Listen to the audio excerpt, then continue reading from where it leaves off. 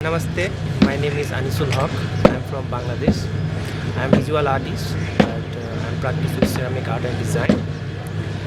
And I come here, Sambika invited me to join do a workshop, and for me it's a great opportunity that I'm working with common people, especially the potter community. And after I want to say today's experience, especially for the architecture and the ceramic pottery, I can find is like so fantastic. And here is some little things that surprise me, like the craftiness is so nice, and I think it's more preserving or it needs to more explored in the world. That after that is like make more dimensional, or it would be more like express the exploring the Nepalese, especially for Bhaktapur identity. And Sambika is thus trying to do that. And for me, best wishes for her. Thank you so much. And yeah, that's thank you so much. उहाँको नाम चाहिँ अनिसुल हक हो अनि उहाँ चाहिँ नि यहाँ एउटा प्रोजेक्टको सिलसिलामा आइराख्नु भएको छ अनि त्यो सिलसिलामा चाहिँ नि मैले उहाँलाई इन्भाइट गरेको हो कि यहाँ हामी हाम्रो कम्युनिटीलाई पनि केही गर्न पाए हुन्छ अनि उहाँले चाहिँ मान्नुभयो किनभने कम्युनिटीको लागि भनेपछि उहाँ आफै पनि एक्साइटेड हुनुभयो अनि उहाँको सोच चाहिँ नि उहाँले यहाँ आएर चाहिँ यहाँको आर्किटेक्चरमा चाहिँ उहाँलाई एकदमै मन छोएको चाहिँ यहाँको आर्किटेक्चरबाट चाहिँ उहाँ एकदमै टच्ड हुनुभयो अनि त्यो मन छोएकोले चाहिँ उहाँले उहाँको काममा पनि त्यो देखिन्छ अनि त्यो फर्मलाई नै लिएर उहाँले एउटा पोट्री बनाउनु भएको छ अनि त्यति मात्र होइन कि यो ठाउँलाई यो कम्युनिटीलाई यहाँ मात्र सीमित नराखिकन इन्टरनेसनली रेकग्नाइजेसन दिनुपर्छ भनेर उहाँको सोच रहेको छ र त्यसमा चाहिँ हामी सँगै गइरहेछौँ भन्ने चाहिँ उहाँले कुरा राख्नु भएको छ र गर्नु पनि पर्छ. यसरी गर्यो भने सायद नेपाललाई इन्टरनेसनली रेकग्नाइज मात्र होइन कि डेभलप गर्ने यो पोट्रीमा डेभलप गर्न पनि मद्दत मिल्छ भन्ने उहाँको सोच रहेको छ. अब यहाँको सिपलाई चाहिँ अन्तर्राष्ट्रियकरण गर्न सकिन्छ कि अन्तर्राष्ट्रियबाट यहाँका समुदायले सिक्नु आवश्यक छ? यसमा चाहिँ म के भन्छु यो दुवै कुरा चाहिन्छ जस्तो लाग्छ. So what do you think that do you think that the recognition of this traditional poetry need in international platform or ideas need to recognize by themselves? I think every country or every nation or every community, they have their own tradition, culture, own beauty. That is their identity. So what we should do keep our identity and explore the world. So I think they don't need to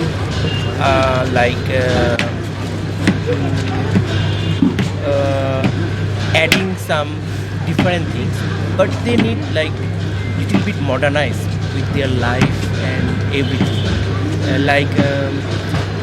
I heard that they said here they are especially for porters, they are day by day de-interested to keep their working because they have no market or maybe lots of plastic or that kind of thing, especially in daily life. So how can we keep this ceramic? We should like little bit modernize. We keep our identity, keep our craftness. So the craftness is so fantastic, but it needs to more explore in the world. The world see how Bhaktapur is like so dynamic and so fantastic craft is there. त्यसो भए यहाँले चाहिँ भक्तपुरमा आउनु भएर हैन के कुरा लिएर जानुहुन्छ भक्तपुरका समुदायलाई के दिएर जान चाहनुहुन्छ? So what are you going to take from Bhaktapur and what are you going to give to the community of Bhaktapur? I give like I don't know what I give, but they learn their self. I just do what I have I mean, what I have knowledge, I just try to do through my working process, and I learned lots of things here. It's a great experience for me, especially for architecture and their craftsmen and their so beautiful, like pottery and their making style and the little form. It's really impressed me and helped me to think, do like it's give me a more idea to do my next work. Thank you Welcome. Thank you दाइ, thank you so much.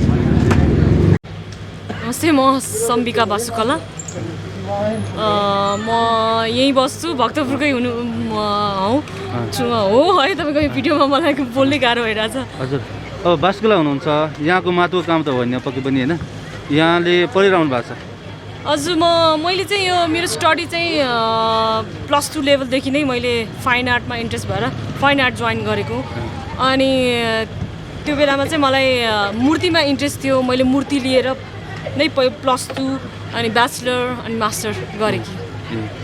अब अनि त्यो हिसाबमा चाहिँ म प्रजापति चाहिँ होइन, तर एउटा भनौँ न मन चाहिँ मेरो प्रजापति नै हो।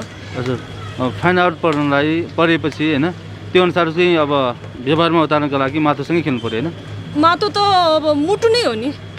माटो भएन भने त म स्कल्पटर हुन्छु भनेर नसोच्दा, किन बेसिक नै हामी ABCD आएन भने हामीलाई नाम कसरी, हाम्रो आफ्नो नाम इङ्ग्लिसबाट कसरी लेख्ने, क ख ग आएन भने नाम नेपालीबाट कसरी लेख्ने, त्यस्तै हो। त्यो माटो भनेको त्यो बेसिक हो।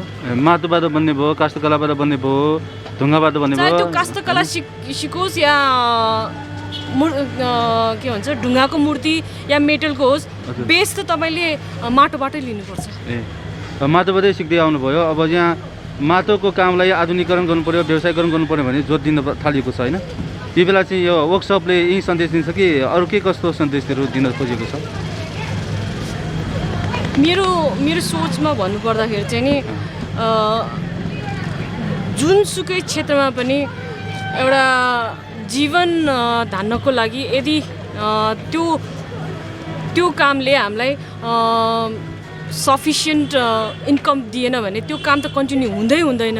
हामी अरू खोज्दै जान्छौँ र यो कम्युनिटीमा पनि अहिले त्यो अवस्था आइरहेछ कि जीवन धान्न गाह्रो भइरहेछ। उहाँहरू अब पहिला यो कम्युनिटी कति ठुलो थियो, अहिले हेर्दाखेरि चाहिँ केही सीमित व्यक्तिहरू मात्र बाँकी हुनुहुन्छ र अब यसमा सायद मोडर्नाइजेसनको कमी भएको हो कि भन्ने मेरो चाहिँ सोच। किनभने हामी अहिलेको जेनेरेसन हामी आफैलाई मोडर्न ठान्छौँ अनि हरेक कुरामा खाने लाउने सबै कुरामा मोडर्न छौँ, तर कलाकृतिमा चाहिँ हामी अझ पनि पुरानो नै फलो गरिरहेछौँ र त्यसको मिठास आफ्नो ठाउँमा छ। तर अलिकति फरक भएर नयाँपन दिन सक्यो भने, अलिक मोडर्नाइजेसनमा हामी आयौँ भने डिमान्ड बढ्छ कि भन्ने मेरो चाहिँ सोच। अनि त्यो अनुसार त्यो मोडर्नाइजेसन मात्र होइन कि सोच पनि एउटा नयाँ आउँछ। त्यहाँ जब सोच नयाँ आउँछ, मान्छे मिलेर र खुलेर बाँच्न सकिन्छ भन्ने मेरो चाहिँ भनाइ छ होइन? त्यो अनुसार चाहिँ डेभलप गर्न सकिन्छ। नट जस्ट पोट्री मात्र होइन कि एज एन आर्टिस्ट पनि। यो पोट्री भनेपछि आफैमा पनि एउटा कला हो होइन? त्यसलाई झन् कलात्मक तरिकाले झन् अलि बेटर देन पहिलाभन्दा पनि राम्रो तरिकाले हामीले देखाउन सक्यौँ भने चाहिँ यो विकास हुन त धेरै परसम्म जानु पर्दैन। विदिन 4-5 इयर्समा हामी परिवर्तन हेर्न सक्छौँ। अब भने गरिन्छ नि आधुनिकताले चाहिँ पुरानो परम्पराहरू हराउन थाल्यो, नष्ट हुन थाल्यो भनेर गुनासो गरिन्छ होइन? अब यहाँले चाहिँ आधुनिकतालाई जोडिन खोजेको छ के साँच्चै आधुनिकताले चाहिँ अब छपक्कै पुरानो परम्परालाई ढाक्ने हो? पुरानो परम्परालाई हामी बिर्सिँदैछौँ, नयाँ परम्परालाई पनि हामी राम्रोसँग अँगालिरहेको पनि छैनौँ। तर पुरानो परम्परालाई बिर्सिएर नयाँमा पनि जान सकिरहेको छैनौँ, पुरानोलाई पनि हामीले राम्रो तरिकाले अगाडि ल्याउन सकिरहेको छैनौँ। अब पुरानो बिर्सिने त कुरै छैन। अब अहिलेसम्म धानिरहे नै त्यो पुरानोले हो, तर पुरानोले अब धान्न गाह्रो भइसक्यो। अब त्यसको लागि त हामीले बाटो खोज्नु पर्यो। जब धान्न गाह्रो भएपछि त बाटो खोजेनौँ भने त अब मर्न बाहेक अरू उपाय नै छैन। त्यहाँ मर्न चाहिँ दिन भएन, हामीले मर्न दियो र त्यो परम्परागत र नयाँ शैलीलाई सँगसँगै लान पायो भने चाहिँ केही परिवर्तन हुन्छ कि भन्ने मेरो सोच मात्र हो त्यो। कसरी नयाँ परम्परा अथवा नयाँ शैली बनाउने यस क्षेत्रमा? नयाँ शैली भनेको जस्तै हिजो हामी हाकुपट्टा सिलाउँथ्यौँ, आज प्यान्टमा परिवर्तन भएको छ। के छ त त्यहाँ? सजिलोपन छ त्यहाँ, त्यस्तो होइन र दाइ? सजिलो हामीलाई हाकुपट्टा सिलाउनु पर्यो भने अब जात्रा पर्व हुनु पर्यो, कुनै ओकेजन हुनु पर्यो, त्यस बेला मात्र लाउने भयो होइन? सजिलो होइन, लाउनु पाए त सधैँ लाउनु पाए हुन्थ्यो नि होइन र? त्यसलाई नै अलिक स्टाइलिस तरिकाले सधैँ लाउनु पाए हुन्थ्यो मेरो विचारमा। मैले पनि मेरो पनि फेसनमा अलिक स्टडी भएकोले त्यसलाई पनि फरक तरिकाले अप्लाई गर्न सकिन्छ। हाम्रै फ्याब्रिक, हाम्रै कपडा, हाम्रो नेपालमै तयार भएको कपडाहरू लगाउनु पायो भने यहीँ पैसा बाहिर जाँदैन त्यो। पर्यटकीय क्षेत्र हो, पर्यटकीय क्षेत्रमा महत्त्वको सामग्रीहरू अझ आकर्षित तरिकाले यहाँको आफ्नोपन झल्किने गरी बनाउन सक्यो भने राम्रो हुन्छ। भन्न खोजेको के हो भने परम्परालाई पनि नछोडौँ, तर नयाँ तरिकालाई पनि अपनाउँदै अगाडि जानु पर्यो। अब नयाँ टेक्निक भनेको हामी बुझ्नु पर्दाखेरि जस्तै अहिले के छ भने ग्लेजिङ ग्लसी कुराहरू देख्यो भने मान्छे अलि अट्र्याक्ट हुन्छ र त्यो ग्लसी चाहिँ हामीले कम खर्चेर यो टेराकोटामा कसरी ल्याउन सकिन्छ, कम खर्च गरेर टेराकोटामा ल्याउनु पर्यो, त्यो ल्याउने टेक्निकहरू अपनाउनु पर्यो। त्यो अनुसार त्यो भनेकै नयाँ कुरा हो दाइ, त्यो आफैमा नयाँ कुरा हो र त्यसलाई हामीले वे आउट भनेको मार्केटिङमा हेर्नु पर्यो। अहिले हामीलाई समस्या के छ भने दुईवटा कुराको चाहिँ एक्सट्रिम धेरै बिचमा चाहिँ हामी छौँ। जस्तो कि माटोको अभाव छ र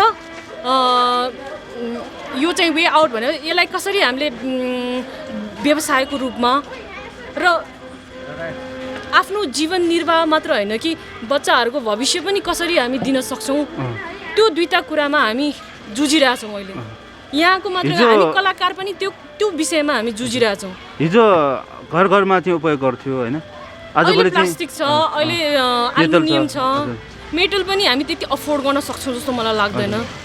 तर एल्युमिनियम र प्लास्टिकले कभर गरेछ र हाम्रो पैसा विदेशमा गइरहेछ, हाम्रो आम्दानी म्याक्सिमम विदेशमा गइरहेछ र यो परिवर्तन ल्याउनु पाए त हामी नै धनी हुन्छौँ नि। पैसा त भित्र नै हुने भयो र त्यसको लागि त माटोको आवश्यक भयो। माटोको कमी चाहिँ अझ पनि छ, माटो उपलब्धि छैन, माटो कहाँबाट ल्याउने त्यो डर छ। आज छ भोलि हुन्छ कि हुँदैन हामीलाई त्यो डर छ।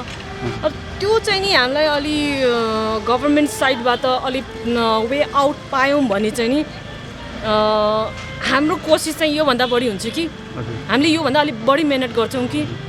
अनि अर्को कुरा भने नेक्स्ट जेनेरेसन पनि यसमा अट्र्याक्ट हुन्छ कि यो दुईवटा कुराले गर्दा माटो र वे आउट भने हामीले व्यवसाय या यसलाई कसरी हामीले पर्यटनमा होस् या विदेशमा निर्यात कसरी गर्न सकिन्छ त्यो पायौँ भने, या आर्टमा यसलाई कसरी हामीले प्रेजेन्टेसन गर्न सक्छौँ त्यो पायौँ भने चाहिँ नि पक्कै पनि सायद यो लोप हुने होइन कि यहाँ अहिलेको नेक्स्ट जेनेरेसन जुन चाहिँ नि अब मलाई इच्छै छैन, कोही इन्जिनियरमा छ, कोही डक्टरमा छ, कोही बिजनेसमा छ, उहाँहरू यतै फर्किनुहुन्छ जस्तो मलाई लाग्छ। यहाँ पनि विदेश जानु पुग्नुभयो, पढेर आउनुभयो, स्वदेशमै फर्किनुभयो, अब के गर्नुहुन्छ? विदेशमा पढेर आएको होइन, मेरो एउटा एक्जिबिसन थियो होइन, त्यो जस्ट अटेन्ड मात्र गरेर आएको हो। त्यही क्रममा मेरो उहाँसँग भेट भएर अनि त्यहाँको विकास हेर्दाखेरि त हामीले सात समुद्रको एक थोपा पनि छोएको पनि छैन, देखा पनि छैनौँ जस्तो लाग्यो। विदेशले गरेको त्यसको अर्थ यो होइन कि हाम्रो परम्परागत शैलीको भाँडाकुँडा हामी लोप हुने क्रममा छौँ, हामीसँग छैन भन्ने कुरा होइन कि हामीसँग छ, तर त्यसलाई हामी जोगाउन सकिरहेको छैनौँ। समस्या त्यहाँनिर छ। जोगाउने प्रयास भएको छ होइन, वर्कसप भएको छ, यसलाई कतिको निरन्तरता दिने योजना छ? निरन्तरता दिनै पर्छ। योजना मात्र भएर हुँदैन कि जस्तै कि आज हाम्रो यहाँ पोट्री स्क्वायरको पोट्री कम्युनिटी दाइले जसरी सहयोग गर्नुभयो, जसरी साथ दिनुभयो, हामीले त केही पनि गरेका छैनौँ जस्तो लाग्छ है। केही पनि उहाँहरूको साथले गर्दा मात्र यो पोसिबल भएको हो। उहाँहरू नभएको भए यो प्रोग्रामै हुँदैन थियो। यो चाहिँ नि सबै श्रेय म यहाँको दाइहरूलाई नै दिन चाहन्छु। उहाँहरू नभएको भए 100%, किन यो प्रोग्राम हुनु भनेको उहाँहरू आफै पनि हाम्रो परम्परागत मात्र होइन कि अबको नयाँ जेनेरेसनलाई पनि हामीले अट्र्याक्ट गर्न सक्नुपर्छ भने उहाँको त्यो सोचले चाहिँ मलाई धेरै नै छोयो। र मेरो एकजना साथी आउनुभयो, त्यही सिलसिलामा साथीलाई पनि भेटाउने र यहाँ पनि केही परिवर्तन हुन्छ कि भन्ने सोचले चाहिँ मैले यो कार्यक्रम राखेको हो। र यसलाई निरन्तरता दिने मेरो सोच छ। अब उहाँको साथ पाइराख्यो भने चाहिँ म निरन्तरता 6 महिनाको एकचोटि गर्ने मेरो चाहिँ सोच छ। अहिले यहाँको स्थानीय समुदायको सहभागिता कतिको छ यहाँ? उहाँहरू चाहिँ यहाँ जस्तै कि उहाँहरूको आफ्नो स्टुडियो छ होइन, उहाँहरू आफ्नो स्टुडियोमा गरिराख्नु भएको छ। प्लस यता आएर इन्टरेक्सन गर्नुभन्दा पनि काममै उहाँहरू फोकस हुन्छ 100%, किनभने त्यो नै राम्रो हो। किन हामीलाई पनि साथ दिइराख्नु भएको छ, उहाँहरूको रेगुलर कामहरूलाई पनि छोडिराख्नु भएको छैन।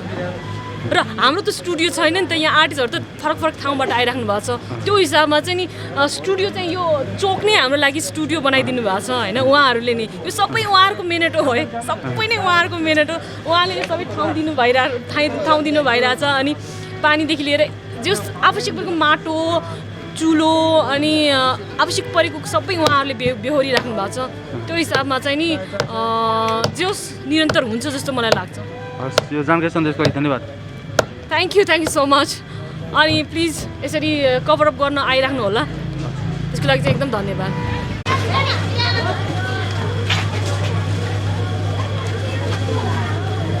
बाल सर के बनाउँदै हुनुहुन्छ यतिखेर?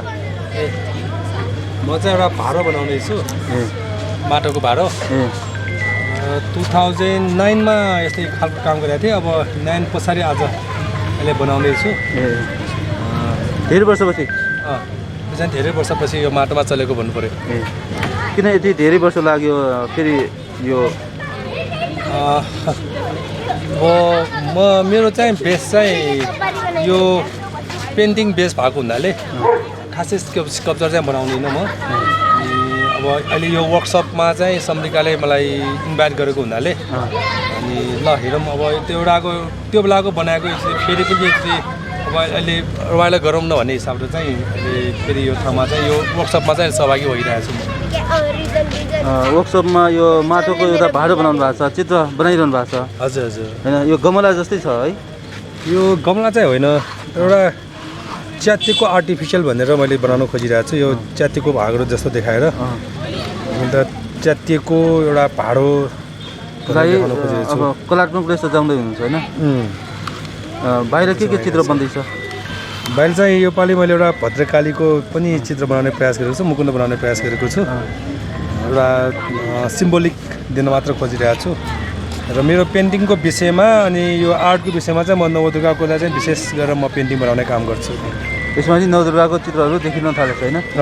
मेरोमा चाहिँ म नवदुर्गाले नै अगाडि ल्याउने काम गर्छु। अब 3 दिने वर्कसपमा यहाँले आफ्नो कला देखाइरहनु भएको छ होइन? अब 10-11 वर्षपछि फेरि माटोसँग खेल्न थाल्नुभएको छ। हजुर हजुर, त्यस्तै भन्नु पऱ्यो। अनि यो अब खास त ग्लेजिङ सिस्टम अहिले एउटा नयाँ टेक्निकको रूपमा चाहिँ अहिले ग्लेजिङ सिस्टम आएको छ। यो माटोमा ग्लेजिङ गर्ने भनेर त्यस्तो खालको त्यो जुन सेरामिक्स पट्समा ग्लेजिङ गरेको अहिलेका नवयुवाहरू अहिलेको यो बजारमा मार्केट एकदम राम्रो छ। त्यो हिसाबले अहिले ग्लेजिङ पनि यसमा हामी गर्नेछौँ। त्यो पनि हामी सिक्दैछौँ। ग्लेजिङ भनेको चम्किलो जस्तो बनाउने एउटा जस्तै अब अहिले ट्रेडिसनल एउटा कलर मात्र यसलाई जलायो भने चाहिँ एउटा यसको कुन चाहिँ बढी छ त? अब आइरन बढी छ भने चाहिँ आइरन बढी भएको हुनाले त्यो रातो भाराहरू बन्ने होइन, त्यो खालको हुने गर्छ। त ग्लेजिङमा चाहिँ आफूलाई म यो खालको चाहिँ कलर गर्छु भन्ने खालको अथवा यो कलरलाई म यसरी डिस्ट्रोय गरेर एउटा यस्तो खालको एउटा आर्टिफिसियल टाइपको बनाउँछु भन्ने खालको चाहिँ त्यो चिज चाहिँ हामीले ग्लेसरले गर्न सकिन्छ होइन। त्यो बनाउनुको निम्ति नै अहिले हामी चाहिँ यो सिकिरहेका छौँ। र आज हामी चाइना क्लेबाट पनि हामी यो यस्तो खालको चाहिँ भाँडाकुँडा पनि बनाउनेछौँ। अब चाइना क्ले चल्ने बेलामा र अनि नेपाली यो जुन मड चल्ने बेलामा कतिको डिफ्रेन्सेस छ, अनि त्यसले के हुँदो रहेछ त त्यो भारोले, त्यो क्लेले पनि के फरक पार्दो रहेछ भन्ने कुरा पनि हामी सिक्छौँ जस्तो लाग्छ यसमा। पछिल्लो चरणमा सेरामिकको अवधारणा विकास हुन थालेछ नि होइन? हजुर, अहिले त एकदमै तर अब नेपालमा पहिला नै सेरामिक्सको डेभलप भए तापनि अहिले नेपालमा चाहिँ त्यति सेरामिक्सले बाटो लिन सकेको छैन अथवा त्यसले मार्केट लिन सकिरहेको छैन। अब हामीभन्दा पछाडि चल्नेहरू जस्तै बङ्गलादेशहरू भयो, यद्यपि चाइना पनि भयो, अहिले सेरामिक्समा सबभन्दा राम्रो इन्टरनेसनलमा चाइनाको सेरामिक्सलाई लिने गर्छन्। त्यो एकदमै राम्रो छ। अब त्यो सँगसँगै बङ्गलादेश पनि गइरहेछ। तर हामी नेपालीहरू अहिले साँच्चै किन चाहिँ हामी पोर्टमा यसो काम गर्नेहरू चाहिँ अहिले त्यो काम गर्न नसकेर अथवा त्यो काम गर्न अलि अप्ठ्यारो मानेर चाहिँ यो कामहरू नगरेको जस्तो पनि देखिरहेको छ।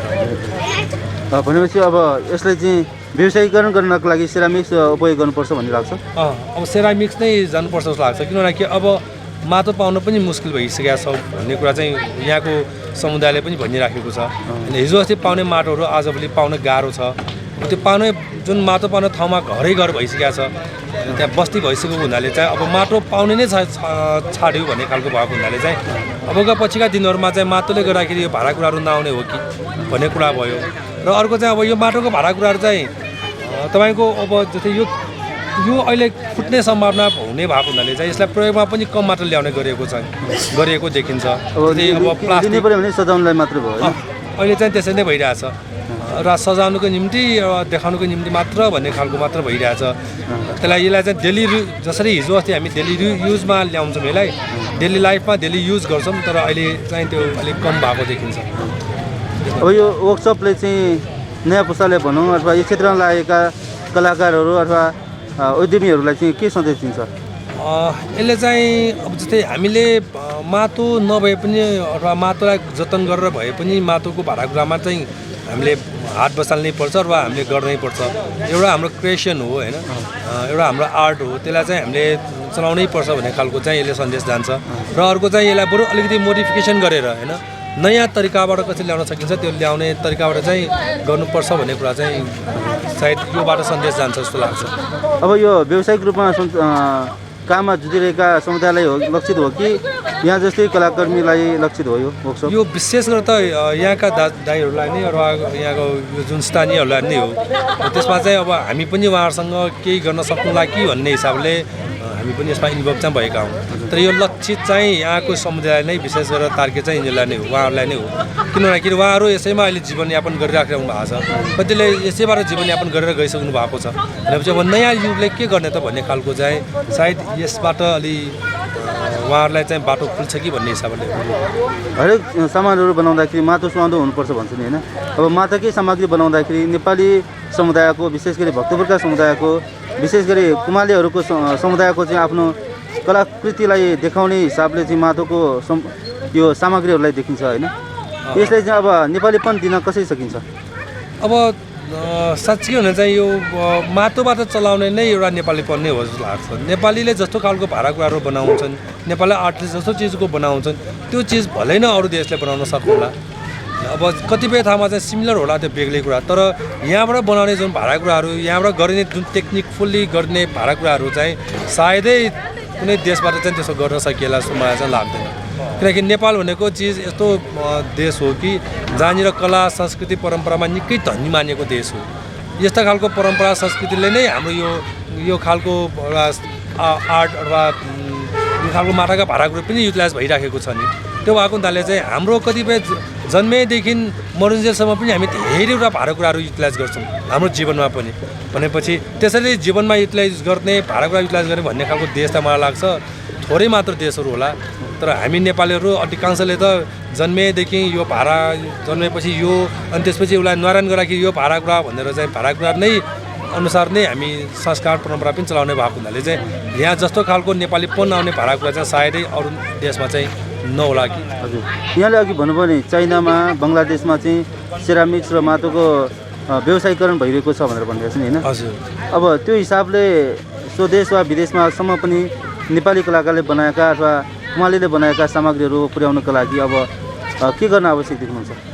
अब जस्तै हिजो यहाँ बस्दा दाइहरूसँग पनि कहिले काहीँ कुरा हुन्छ, यहीको स्थानीय दाइहरूसँग पनि उहाँले के भन्नुहुन्छ भने कि जति धेरै बनायो त्यति धेरै पैसा कमाइयो, धेरै बनाउनुपर्छ भन्ने कुराहरू भयो। र अहिले हामी एउटा यहाँ चाहिँ हातैले बनाउने सिप छ, अहिले एउटा हस्तकला नै हो। तर विदेशमा चाहिँ यसको मेसिन बनाएर मेसिनले अब यसको क्वान्टिटी धेरै बढाएको छ, जसले लागि उसले एक्सपोर्ट पनि गर्न सकिरहेको छ।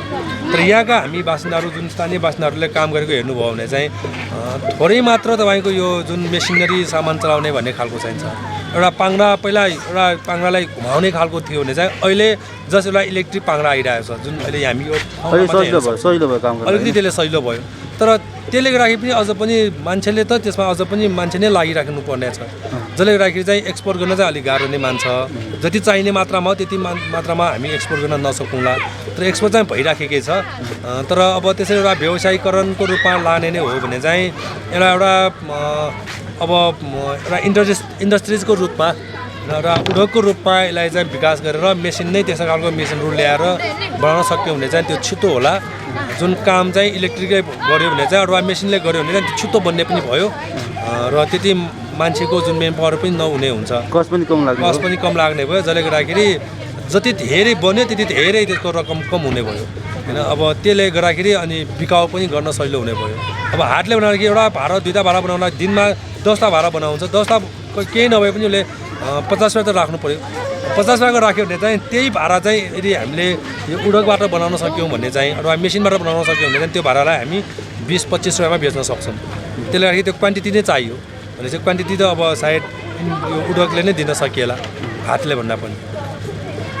अब अहिले जुन परम्परा छ, रीतिरिवाज छ होइन, हजुर यो माटोको भाँडाकुँडा बनाउने, यसलाई चाहिँ अब अलिकति मोडिफाई गरौँ, आधुनिकता दिउँ भन्ने कलाकारहरूको पनि इच्छा होला नि होइन? हजुर त्यही नै हो। यहाँको स्थानीयहरू पनि त्यही, उहाँले पनि त्यही भनिराख्नु भएको छ। हिजो पनि खुत्रुके बनायो बाजेले, आज पनि त्यही खुत्रुके हामी बनाउँदैछौँ, तर त्यसलाई अलिकति मोडिफिकेसन गरेर खुत्रुके बनाऊँ भन्ने खालको चाहिँ उहाँहरू पनि सोच रहेछ।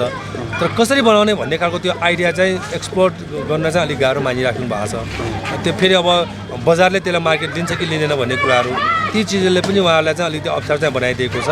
तर अब मोडिफिकेसन त पक्कै पनि हुन्छ नि, समयअनुसार चाहिँ चल्ने काम त पक्कै पनि सबैमा हुन्छ नि, यसमा पनि हुँदै जान्छन् बिस्तारै। माटोको एक हिसाबले मुख्य केन्द्र भक्तपुरको सेरफेरमा अहिले चाहिँ यो 25 परेको छ। हाम्रो एसनिजाउ ठाउँको होइन, यो क्षेत्रमा प्रजापति समुदायले चाहिँ धेरै किसिमका माटाका सामग्रीहरू बनाउँछन् होइन। अहिलेसम्म यहाँले बनाए जस्तो बनाइरहेछ कि छैन यहाँ? अब यहाँ हेर्दाखेरि त अधिकांश यहाँका स्थानीयहरूको काम भनेकै अथवा उहाँको रोजीरोटी भनेकै यही माटोको भाडामै नै डिपेन्ड भइराखेको छ होइन। यसैमा उहाँहरू अहिले इन्भल्भ भइराख्नु भएको छ, परिवार नै यसमा इन्भल्भ भइराखेको देखेका छौँ हामीले। उहाँले भाडा बनाउनुहुन्छ भने चाहिँ उहाँको श्रीमतीज्यूले सुकाइदिने कामहरू र छोराले चाहिँ त्यो माटो मुछिदिने कामहरू, त्यसलाई कलर रङ्गीन गराइदिने कामहरू र त्यो भाँडाकुँडालाई फेरि लगेर त्यसलाई जलाउने र पोल्ने कामहरू, त्यो चिजहरू हेर्दाखेरि चाहिँ परिवार नै लागेर चाहिँ यसमा लागिराख्नु भएको छ। तर साँच्चीकै अर्थमा हेर्ने हो भने चाहिँ कति कमाइरहेको छ भन्ने कुरा त त्यो हेर्दाखेरि चाहिँ एकदमै कम मात्र कमाइराखेको चाहिँ देखियो। तर पनि माटोको भाडा बनाएर पनि त अब जीवनयापन गर्न सकिन्छ भन्ने एउटा उदाहरण पनि उहाँहरू पनि हुनुहुन्छ। त्यस कारणले चाहिँ हामीले बाहिरबाट एक्सपोर्ट नगरिकन हामी आफैले बनाउन सक्यौँ भने चाहिँ यो अझ उहाँहरूको लागि चाहिँ थप टेवा हुनेछ र त्यसले गर्दाखेरि अझ थप यो चाहिँ उहाँहरूको आय आर्जनमा अझ राम्रो हुनेछ जस्तो लाग्छ। अहिले पसलमा हेऱ्यो भनेदेखि, घरमा हेऱ्यो भनेदेखि बाहिरबाट आएका सिरामिक्स सामानहरू बढी उपयोगमा लिएको पाइन्छ। हजुर त्यही भने हो।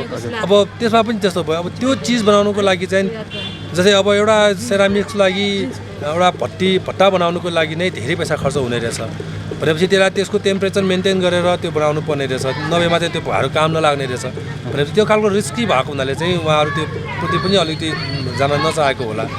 तर त्यसमा पनि जान सक्यो भने चाहिँ उहाँहरूले यो जुन अहिले जति पनि बाहिरबाट आइराखेको सेरामिक्सहरू छन् त्यो सेरामिक्स यहीँबाट बन्यो भने चाहिँ त्यो अझ उहाँहरूको आय आर्जन अझ राम्रो होला जस्तो देखिन्छ। अब यो हाम्रो वर्कसपले पनि सायद अलिकति भए पनि यसलाई चाहिँ यही बनाउनु पर्छ भन्ने खालको मनसाय चाहिँ बनाउँछ कि भन्ने हिसाबले पनि यो वर्कसप यही स्थानमा भइराखेको हो। यहाँका समुदायलाई ध्यान आकर्षित गराउनलाई पनि यो वर्कसप आयोजना गरेको भयो। हजुर कतिको आकर्षित भएको छन् उहाँले चाहिँ? अब यहाँ प्रस्तुत गरिएका सामग्रीहरू कतिको फलोअप गर्छ उहाँले चाहिँ आफ्नो पेसामा चाहिँ अपनाउन सक्छन् होला? अब जस्तै अहिले उहाँहरू ठाउँमा अहिले हामी यहाँ चाहिँ लगभग 30 जना हामी सहभागी छौँ यसमा, कलाकारहरू र यहाँको स्थानीय गरेर हामी 30 जना सहभागी भएका छौँ। यो 30 जनाले चाहिँ अब उहाँले आफ्नो ठाउँमा बसेर भाँडाकुँडाहरू बनाइरहेको छ, हामी यहाँ आएर बनाइराखेका छौँ होइन। अब त्यो हिसाबले चाहिँ उहाँले बनाउँदाखेरि भोलि एक ठाउँमा राखेर हामी यसको एक्जिबिसन गर्ने बेलामा सायद अझ पनि उहाँहरूमा चाहिँ यस्तो गर्नुपर्ने रहेछ, यस्तो गर्न मिल्ने रहेछ भन्ने खालको चाहिँ त्यो कुरा त पक्कै पनि सिक्नु होला, पक्कै पनि जान्नु होला भन्ने कुरा चाहिँ छ। अब यहाँले बनेको कुराहरू उहाँहरूको लागि ज्ञानसिपको रूपमा हस्तान्तरण गर्नका लागि यो बनाएर देखाउनु मात्र हुन्छ कि उहाँलाई चाहिँ अब सिकाउनु पनि हुन्छ? यो सिकाउने हिसाबबाट नै भइरहेको हो। अस्ति हामी एउटा प्रेजेन्टेसन पनि भएको छ र अब अहिले चाइना क्लेबाट पनि यसले हुन्छन्, त्यसपछि त्यो ग्लेजिङ गर्ने कुराहरू पनि हुन्छन्, त्यसले चाहिँ उहाँहरू सिक्नु पनि हुन्छ होला। त्यसको लागि यहाँ प्रदर्शन गर्नुहुन्छ? यो सकेपछि हाम्रो प्रदर्शन गर्ने कुरा नै छ। कति दिनको प्रदर्शन हुन्छ यो? त्यो चाहिँ अब तपाईँलाई चाहिँ समरिका दिदीले भन्नु होला। धन्यवाद। हस् हस्, थ्याङ्क यू। म महेश्वर प्रजापति। के भन्दैछ अहिले? यो अलिकति यसलाई इल्युजन भन्छ। सबैको आफ्नो आफ्नो भ्यू हुन्छ यसमा। मैले एक थरी देखिरहेको हुन्छ, अरूले अर्को थरी देखिरहेको हुन्छ। यो यसमा चाहिँ फेस डिफ्रेन्ट फेसहरू छ। यो सबै माटोकै बनिरहेछ यो है? माटोकै बनिरहेको हो। कुमालेको घच्चामा राख्नुपर्छ भन्छ कुनै वस्तु बनाउनलाई। यहाँले त यो मेजमाथि राखेर बनाउनु भएको छ है? घचामा भनेको त भाँडो अरू पटहरू बनाउँदाखेरि चाहिँ राख्ने हो। यो चाहिँ अब हामी यसमा पनि घुमाउन सक्छौँ। अहिले जहाँ जस्तो साधन छ त्यस्तो युज गर्न सकिन्छ नि हामी, त्यही हिसाबले। भनेपछि यो नयाँ किसिमको हो कि यहाँले परम्परागत रूपमा गर्दै आएको होइन, चिज बनाउनु? यसको कस्तो भने परम्परागत हिसाबमा भयो भने चाहिँ त्यो ऊ भयो। अब सधैँ त्यही मात्र भयो भने चाहिँ गाह्रो होला। भोलि पर्सि समयअनुसार हामी पनि अलिक चेन्ज गर्दै जानुपर्छ, परम्परा पनि धान्नुपर्छ, अब नयाँ किसिमको पनि गर्दै जानुपर्छ। त्यही भएर पनि अब यो चाहिँ एक किसिमको अब यो नयाँ र पुरानोको भाँडोको पुरानो स्टाइल भयो। अब सेप चाहिँ नयाँ स्टाइलले गरेको हो यो खासमा चाहिँ। यसभित्र चाहिँ खाली नै छ कि भरिएको हुन्छ? खाली नै छ। यो एक हिसाबले चाहिँ माटोकै बनेको छ, नयाँ किसिमले आकर्षक तरिकाले बनाउनु भएको छ होइन? अब आकर्षक छ छैन त्यो दर्शकको हेर्नेको त्यसमा भर पर्छ। यहाँ महेश्वर प्रजापति भनेपछि माटोकै काम गर्दै हुर्किँदै आएको व्यक्ति हुनुहुन्छ नि होइन? हजुर, हामी प्रजापति भनेको माटोको काम गर्ने पऱ्यौँ हामी चाहिँ। तर म माटोकोमा भिडमा भन्दा म चाहिँ अलि मूर्तिमा बेसी काम गर्छु। त्यही भएर पनि अलि माटोकै मूर्ति बनाउनुहुन्छ? माटोकै मूर्ति, अरूको मैनकोहरू पनि बनाउँछु कहिलेकाहीँ, जस्तो आउँछ त्यस्तो। परम्परादेखि जुन यसरी माटोसँग खेलेर माटोकै सामानहरू बनाएर चाहिँ जीविका चलाउँथ्यो नि होइन? अहिले त्यसलाई चाहिँ अलिकति परिष्कृत गर्ने हिसाबले यहाँले तालिमहरू लिनुभएको छ अथवा अध्ययन गर्नुभएको छ, प्र्याक्टिकल गर्नुभएको छ, कलाकार बन्नुभएको छ होइन? हजुर, त्यस्तै भन्नु पर्यो। हजुर, कतिको सन्तुष्ट हुनुहुन्छ? जीवन हो, बाँच्नु सन्तुष्ट हुनु पऱ्यो भने पऱ्यो नि, पोजिटिभ हुनुपर्छ।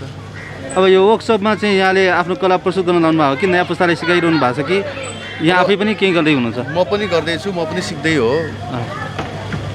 अब कोही नयाँ अब यहाँ अहिले बच्चाहरू अघि सानोतिनो त्यस्तो आउँदाखेरि हामी पनि गरेको नमिलेकोलाई यस्तो गर्नुहोस् भनेर भन्छौँ। कोही इन्ट्रेस्टेड छ भने सिकाउने हो। आफूबाट जानेकोबाट सिक्ने, नजानेकोलाई सिकाउने होइन? नजाने त्यही हो। यो 3 दिने वर्कसपमा के कुरा यहाँ यही मात्र बनाउनु कि अरू पनि बनाइसक्नु भएको छ? अब अरू त्यत्तिकै खेला जस्तो भयो। यो चाहिँ मैले अलिक विशेष यसलाई चाहिँ गरेँ। कति दिन लाग्दो रहेछ त? त्यो यसको ठेगानै हुँदैन। आफ्नो मनमा जस्तो खेल्दै आउँछ त्यसमा खेल्दै गयो भने त धेरै पनि लाग्छ। अब ट्रेडिसनली काम गर्ने भयो चाहिँ त्यो एकछिनमा दिनमा यति बनाउने भन्ने हुन्छ। अब यिनीहरू भनेको यति नै समय लाग्छ भन्ने चाहिँ छैन, ठेगान हुँदैन। अब यसमा के गर्नुपर्छ? कलर राख्नु पनि होला होइन? फिनिसिङ गर्नुपर्ने होला? अब अलिकति फिनिसिङ गर्छु। त्यसलाई अनि पोल्ने हो कि त्यतिकै काँची बनाइराख्ने हो? अब सुक्यो मिल्यो भने चाहिँ पछि पोल्ने हो यही। अब अनि यो तयारी भएपछि कति पर्छ होला यो उताकै? अब यसको त अब हेर्नै पर्छ। तपाईँको मेहनतको हिसाबले कति पर्छ होइन? बेच्नको लागि होइन, अब त्यो मान्छेको उसमा भर पर्छ क्या यिनीहरू। त्यो तपाईँ एकजना कलाकारको हिसाबले बनाउँदाखेरि होइन कतिसम्म लिने गर्नुहुन्छ? अब यस्तो चाहिँ मैले खासै बेच्ने गरेको छैन। म चाहिँ अर्कै मूर्तिहरू चाहिँ गर्छु। मान्छेको अरू बनाउँदा चाहिँ अब माटोको फेस मात्र बनायो भने चाहिँ 60-70 हजार त्यस्तो लिन्छु एउटा मान्छेको। अब यिनीहरू चाहिँ म प्रायः आफ्नै मनको अलि हिसाबले गर्ने भएर चाहिँ प्रायः बेच्ने गरेको छैन मैले चाहिँ। यो चाहिँ यहाँ देखाउनुको लागि मात्रै यहाँले आफ्नो प्रतिभा देखाएको हो होइन? अब प्रतिभा देखाएको होइन कि म खास यसमा चाहिँ खेलेको जस्तो हो, माटोसँग खेलेको हो यो चाहिँ। अनि कस्तो परिकल्पना गरिरहनु भएको छ? एकातिर चाहिँ यसो मुख बाहिर आएको चित्र देखिन्छ, अर्कोतिर चाहिँ ठिकैको जस्तो देखिन्छ होइन? अनि कुन स्वरूपको बनाउने हुनुहुन्छ? चारतिर चारवटा चारवटा छ। कोही हाँसेको छ, कोही दुःखी छ, कोही रिसाएको छ। त्यो हाम्रो मान्छेको मेरो हिसाबमा त्यो भयो। अब अरू मान्छेले हेर्दाखेरि अब आफ्नो कसैले बुझाइ यसलाई त्यो फुलदानी जस्तो फ्लावर भाक्स जस्तो मात्र देख्छ। अब कसैले त्यो 4 थरी भनेको हाम्रो लाइफको जीवनमा आउने उतार चढावहरू हो। कसैले त्यो हिसाबले हेर्छ, कसैले राम्रो मात्र त्यसरी पनि हेर्छ। त्यही भएर त्यो सबै मान्छेको आफ्नो दृष्टिकोण फरक हुन्छ यसमा चाहिँ। म मेरो तरिकाले भनौँला, अरूले अर्को तरिकाले भन्छ, त्यस्तो हो। 4 थरीको 4 मानिसको चाहिँ प्रकृतिलाई दर्शाउनु भएको छैन। एउटै व्यक्ति हो कि फरक व्यक्ति हो यहाँको विषयमा? मान्छेहरू हाम्रो जीवनमा हामी एउटै मान्छे पनि कहिले कस्तो हुन्छ नि, त्यस्तो खालको हो यसमा चाहिँ। यताको यो मुख आएको बाहिर आएकोबाट के प्रस्तुत गर्छ? यसमा यो अलिकति दुःखी भएर बसेको जस्तो। यताको मुख यसो आँखा रिसा जस्तो। भनेपछि यताको हाँसेको छ होइन? यता चाहिँ अलिक मुस्कानमा छ है। जिन्दगी सन्तुष्ट छ, आनन्द छ भनेर बसेको। यहाँको कलाले त्यसरी प्रस्तुत गर्नु भएको छ होइन भावहरू। अब यो वर्कसपले विशेष गरेर नयाँ पुस्तालाई के सिकाउँछ? अब खासमा चाहिँ यसको उद्देश्य भनेको हामी यहाँ चाहिँ पुरानो शैली मात्र भएर भोलि पर्सि नयाँ पुरानो सामानलाई चाहिँ अब प्लास्टिकको सामान यताउता आएर विस्थापित हुँदैछ। त्यो भएर अब यही चिजले मात्र धानिराख्ला जस्तो नभएर अब नयाँ शैलीमा पनि जानुपर्ने अवस्था आएकोले त्यो हिसाबले गरौँ भन्ने हिसाबले चाहिँ गरेको। यहाँले अब माटोको चारवटा मुकुन्द बनाएर होइन, त्यसमाथि चाहिँ गमला अथवा गमलाको रूपमा पनि प्रयोग गर्न सक्ने होला, फुलहरू पनि राख्न सक्ने होला होइन? त्यसरी अब हामी पहिला पुरानो स्टाइलको गमला बनाउँदाखेरि अब त्यो सस्तो पनि भयो। अब त्यसको लागि प्लास्टिकको अर्कोले विस्थापित गर्न थाल्यो। तर अब हामी नयाँ हिसाबले अलिकति कलात्मकमा प्रस्तुत भयो भने मान्छेले हेर्ने दृष्टिकोण पनि फरक हुन्छ। अलि पहिला 5 रुपियाँ तिर्नेलाई पछि 10 रुपियाँ पनि तिर्न सक्ला। तर हामी थोरै बनाउँला, अलिक पैसा धेरै लिएर पनि अर्को तरिकाबाट हामी जीविकोपार्जन गर्न सक्ने हिसाबले। आजभोलि मेसिनरी सामानहरू बढी प्रयोग गर्न थाल्यो भन्छ नि होइन? मान्छेले बनाएको अलिक महँगो पर्ने भयो, मेसिनले बनाउँदाखेरि त्यही प्रकारको धेरै बनाउन सकिने भयो भन्छ नि, के छ? त्यही हो। अब मेसिनले बनाउँदा पनि अब मेसिनले धेरै मात्र हुने भयो। त्यही भएर प्लास्टिकको त अब हाम्रो माटोको भन्दा त धेरै सस्तोमा पनि धेरै पनि बन्ने भयो। मान्छेले वातावरणको हिसाबमा सोचेन, माटोको भने चाहिँ माटोको भने त्यो हिसाबले महँगो माटो यति महँगो भनेर किन्न छोडेपछि अब भोलि पर्सि त अब यही मात्र काम सिकेको मान्छेले अब अरू काम त गर्न गाह्रो भयो। त्यही भएर यही कामलाई पनि अलिकति परिष्कृत गरेर अलिकति राम्रो हिसाबले गर्न सक्यो भने चाहिँ राम्रो हुन्छ भनेर। अब माटोकै सामग्रीहरू उपयोग गरौँ भन्ने हिसाबले के आग्रह गर्नुहुन्छ यहाँ एकजना कलाकारको हिसाबले, यसै क्षेत्रमा लामो समयदेखि पुस्तकदेखि लागिरहेको हिसाबले? अब माटोकै उपयोग गर्नु भनेर अब सबैले गर्नै सक्ने भने पनि अवस्था पनि छैन। अहिले एउटा फेरि समस्या के छ भने अब माटोकै समस्या भइसक्यो। अहिले माटो लिने ठाउँ नै छैन। अहिले पहिला भयो नजिकै पाइन्थ्यो, अहिले माटो किन्नुपर्ने अवस्था, बाहिरबाट ल्याउनु पर्ने अवस्था छ। भोलि पर्सि अब 2-4 वर्ष 5-10 वर्ष पछाडि माटोलाई चाहिँ अब अहिलेको जुन हिसाबले प्रयोग गरिरहेको छ त्यो हिसाबले चाहिँ त्यो बेलासम्म चाहिँ माटो नहोला जस्तो छ। माटो किन्नु पऱ्यो भने एकदम थोरै हुने। त्यही भएर अलिक थोरै भएको माटोलाई अब धेरै उपयोग गर्न सक्नुपर्ने अवस्था आइसक्यो। त्यही भएर पनि माटोलाई पनि बचाउने जिम्मेवारी पनि आइसक्यो। कसरी बचाउने, माटो कसरी बचाउने अनि परम्परागत सिपलाई अझ अहिलेको परिवेशमा कसरी ढाल्ने? त्यही हो सब समस्या। त्यहाँबाट अब कसरी गर्न सकिन्छ त्यो हिसाबले अब सँगै बस्दाखेरि उसको हामी साथीहरूको एकअर्काको कुरामा समाधान आउला नि त, समस्या भएर समाधान आउला नि त। किन अब यो वर्कसपले त्यस्तो नयाँ सन्देश के दिन्छ? नयाँ सन्देश भनेकै यो अब हामी पुरानै तरिका मात्र गरेर भएन, पुरानोलाई पनि अलिकति परिष्कृत गरेर थोरै माटो युज गरेर धेरै आम्दानी हुने खालको गर्नु पऱ्यो भन्ने छ। ल महेश सर, यो जानकारीको लागि धन्यवाद।